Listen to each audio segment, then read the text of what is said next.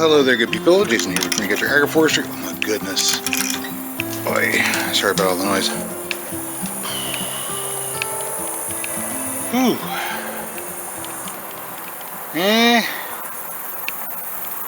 We got sunflowers open.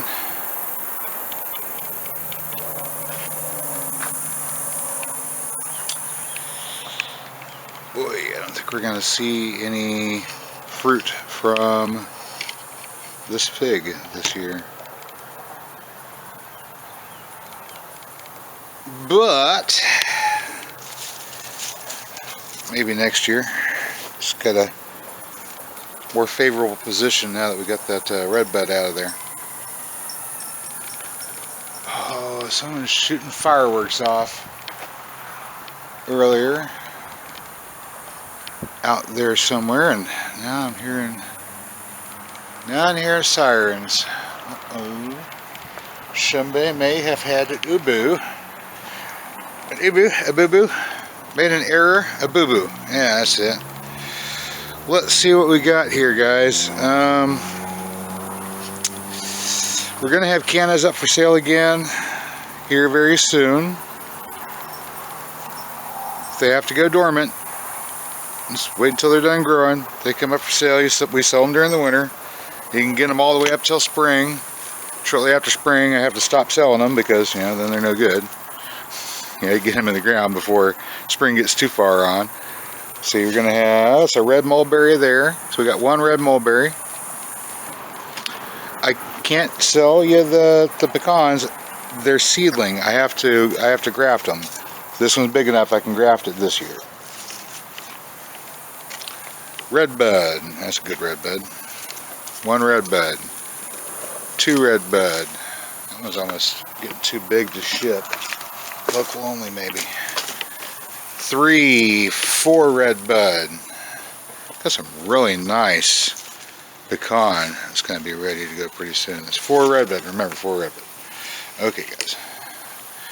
This is a mimosa. A mimosa. I don't think that one's for sale. This 5 red bud. Oh my gosh, this one's terrifyingly huge.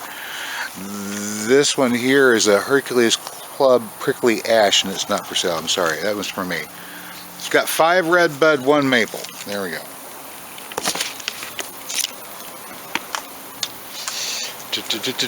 Little pecans need to get grafted. 5 red buds, 1 maple. This one's going to have to get trimmed back severely. It's gotten really, really lanky. 6 red buds, 1 maple. 7 red buds, 1 maple. 8 red buds, 1 maple. 1 mulberry. Also, forgot about the mulberry. 2 mulberry. Got another mulberry there. Okay, so we got 2 mulberry. Pooh! I'd forgotten about these cannas. We got 2 mulberry. How many red buds? 8 red buds?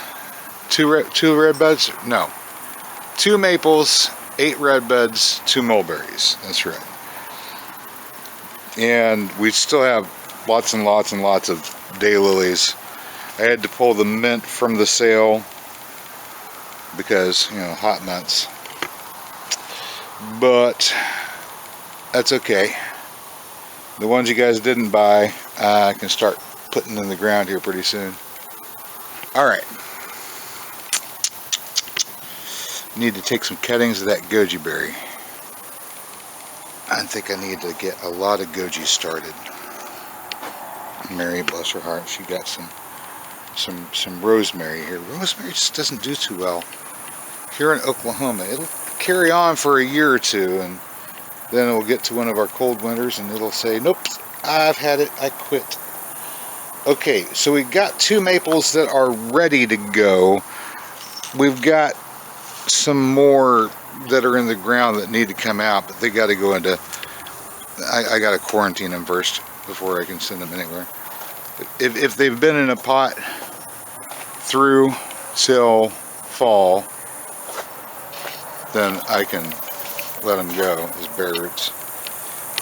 I don't want to just dig something up and have to worry about whether it got shocked in the process. Okay, what we got? 9 red bud. Some of these I'm going to keep for another year. 3 maple. This is a really nice maple here, guys. Look at that. Look at the character on that puppy.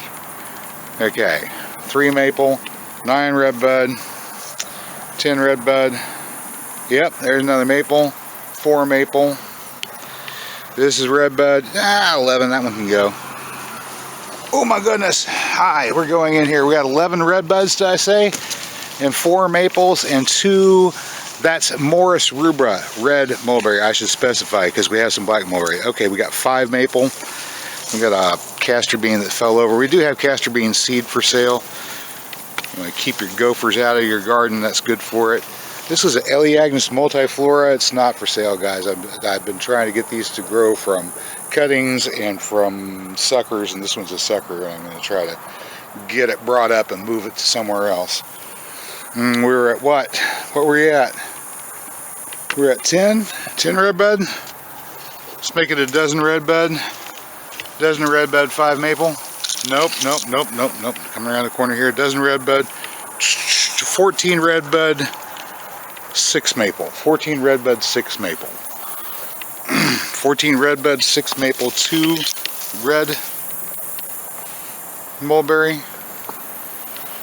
14 redbud, 6 maple, 2 mulberry. I think it's 14 redbud. Oh, licky. Just starting to get some blooms on this guy.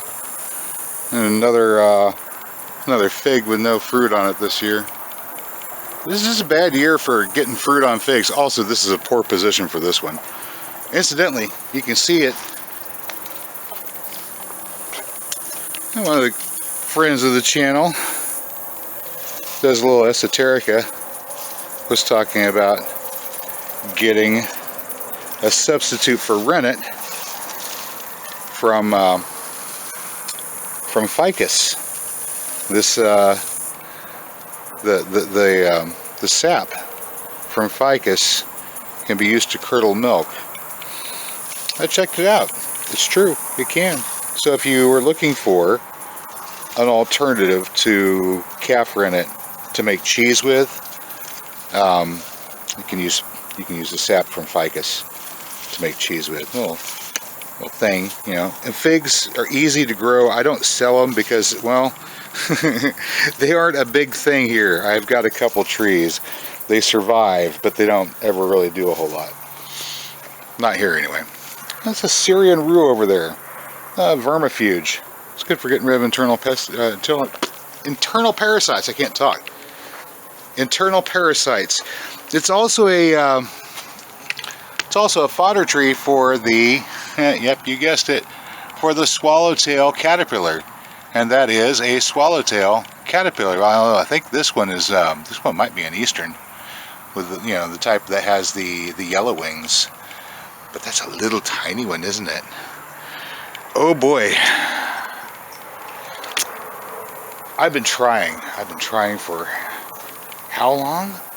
Most of this month now. I've been trying to capture one of the swallowtails emerging from its cocoon. Check a look over here. Oof. Pumpkin vine. Ooh, pumpkin vine. We've got another pumpkin forming, and I don't know if it's going to get mature or not. It's so slow, everything taking off. So hopefully that one there will come mature. I can get seeds from it for next year. And it's next year, hopefully we have better weather for pumpkins. Next year I'm going to remember what an amazing resource these Jerusalem artichokes are, and I'll put some beans up on them to climb them, and we won't have them just sitting here wasted.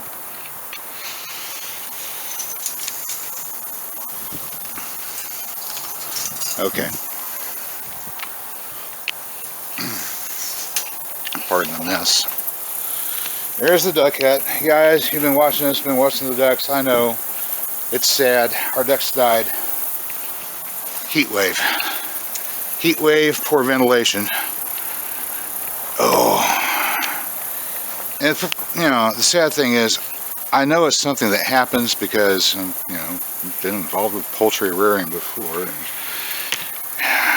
And just, you think it's not going to happen to you, right? But no, No, you get careless, you cut corners, things happen. All right, we're looking down into the water here in the hopes of catching sight, possibly of one of the dragonfly nymphs. Ooh, there's a little water spider there. So we got nice, healthy water here. It has dragonfly nymphs in it. I've counted at least a dozen now, and at least two different hatchings of them. So, you know, no mosquitoes. The reason no mosquitoes is not because we're not on a river bottom. It's because those little dragonflies are hungry. All right. Little aerator going right there. This is nice. It's a little solar powered aerator, small scale. This is 500-gallon stock tank pond. A little log there for the froggy frogs to get in and get out with, so we can have a little frog hatchery going. There are leopard frogs in the area, but the leopard frog hatchery is actually over there by that other mulberry tree that I just pruned it back. And let me see here. It's black mulberry here. Got 1, 2, got 3 black mulberries. How many was that? 5 red, 3 black. Got that peat moss over there prepped up. Snipped these out the other day. Can you believe?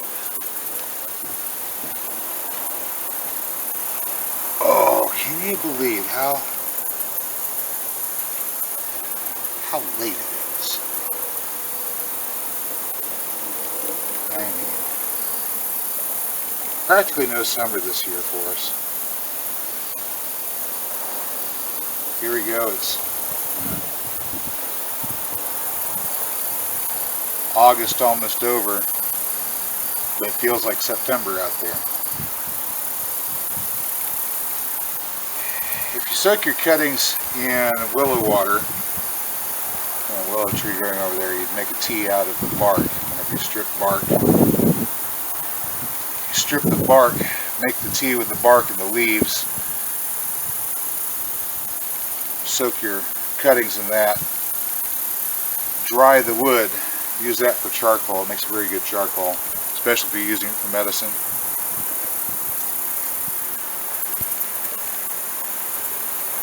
Alright.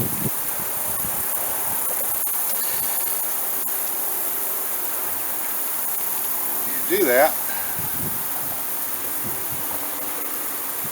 and you can increase the odds of your cuttings taking root. No guarantees, but it does increase your odds. There's the water still good.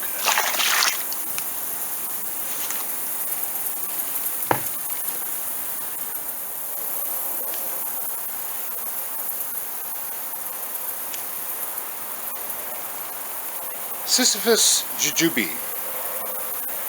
The jujube. It's a remarkable little fruit. It thrives in arid conditions, so if you have desert properties, this is a great one to have. This one is just swelled with all the moisture, so the surface is cracked and it's drawn the ants. Lots of moisture this fall has led to ants and mold. So this particular fruit that ordinarily really does well with our dry late summers is being a little cantankerous. So ordinarily you can have this fruit and it'll dry itself on the tree. It'll become wrinkled and browned like so. And then of course, whenever it's fully brown, all of the starches convert to sugars. Whenever they first start to turn, they'll be speckled like so. And the flavor is a bit like a green apple. I think you can probably hear the crunch. And they're sweet, but not tart. So it's just like a little miniature green apple. Jujube, yeah.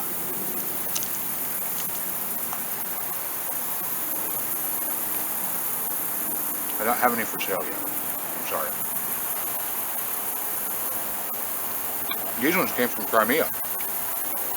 Back before things got weird over there.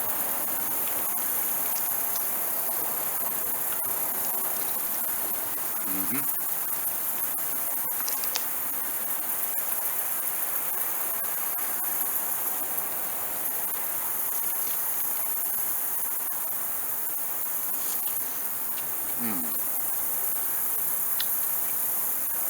Yeah.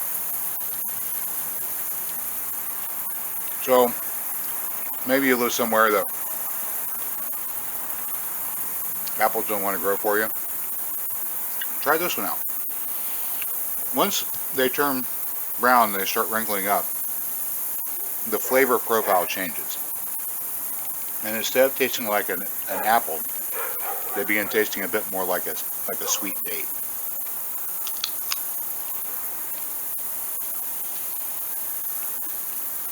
The sugars become more complex,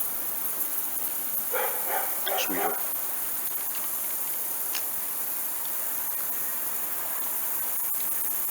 This one's still tasting a little bit more like an apple though. So, darker than this, more wrinkly. The texture becomes a bit more chewy too. It's not bad, it's just a different texture.